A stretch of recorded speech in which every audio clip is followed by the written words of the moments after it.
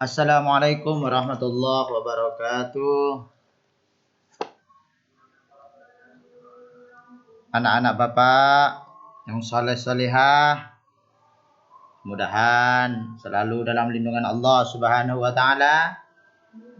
Marilah saat ini kita membahas pembelajaran 3 sub tema 3 tema 1 ya, kita akan mempelajari tentang muatan bahasa Indonesia yang membahas gagasan pokok dan gagasan pendukung dalam teks lisan bagian 2.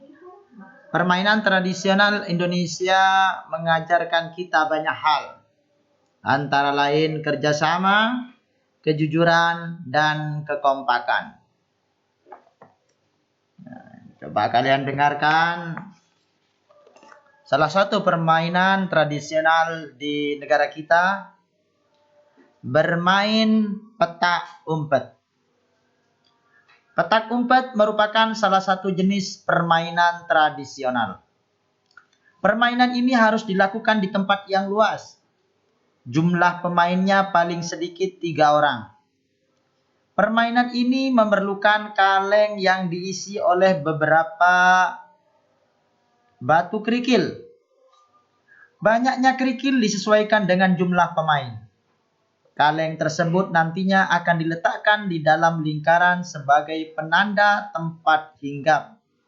Selain itu, kaleng juga bisa diletakkan di bawah pohon, tiang kayu, atau tembok. Sebelum permainan dimulai, semua pemain melakukan hompimpa dan suten. Pemain yang kalah hompimpa dan suten akan menjadi penjaga. Selama penjaga memasukkan batu-batu kerikil ke dalam kaleng, pemain yang lain segera bersembunyi. Setelah batu-batu masuk semua ke dalam kaleng, penjaga segera mencari pemain yang bersembunyi. Penjaga mencari pemain yang bersembunyi dengan hati-hati.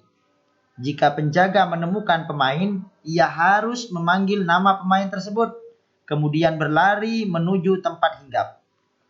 Jika penjaga lebih dulu sampai ke tempat hinggap, pemain yang ditemukan akan menjadi tawanannya. Namun, jika pemain yang bersembunyi lebih dulu sampai ke tempat hinggap, ia pun harus menumpahkan kerikil dari dalam kaleng. Penjaga pun harus mengisi kaleng tersebut dengan kerikil yang berserakan. Pemain yang belum ketahuan kembali bersembunyi lagi.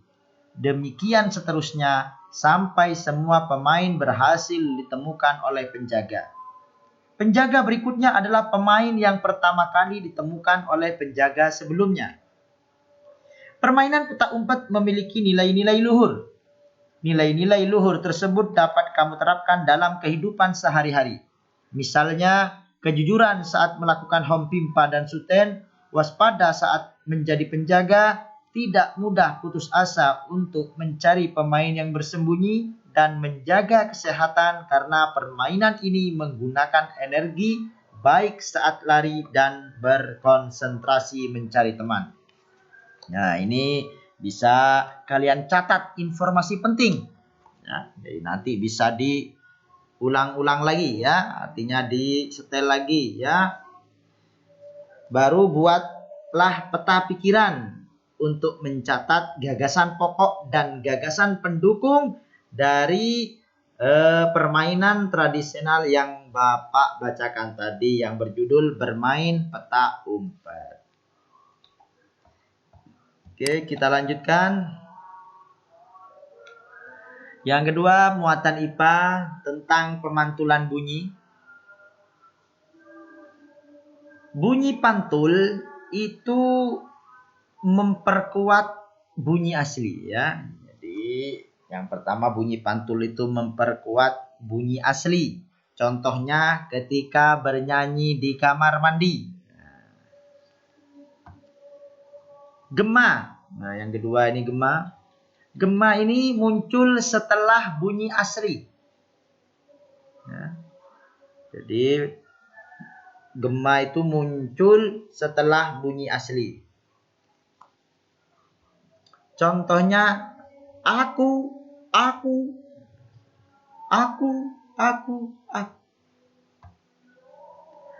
Kalau gaung terdengar bersamaan bunyi asli. Contoh, ya, kalau kita biasanya di perbukitan tuh, halo, halo, halo, halo, halo.